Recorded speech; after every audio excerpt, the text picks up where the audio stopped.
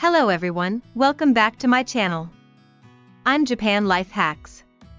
So far, we've learned about expense accounts such as purchases, utilities, travel expenses, and salaries. Now, we'll cover other expenses comprehensively. Now, let's get started. The first content. Communication expense. We use communication expense when buying stamps and postcards. Let's examine the journal entry. Purchased stamps worth 100 yen and paid in cash. The journal entry is debit, communication expense 100. Credit, cash 100. Since we are purchasing stamps, we will debit communication expenses. The second content. Taxes and dues. It's an account used for payments related to taxes such as fixed asset taxes and revenue stamps.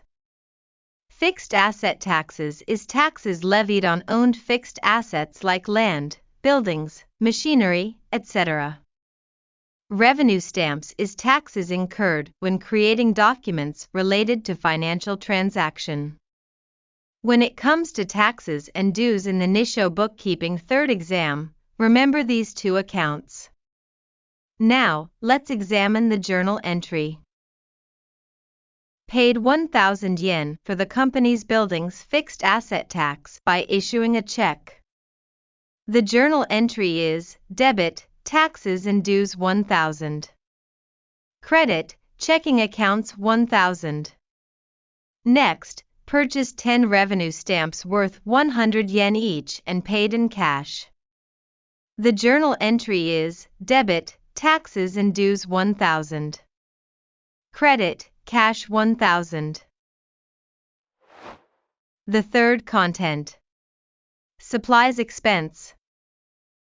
Items like copy paper or pencils that deplete quickly upon use are considered consumables.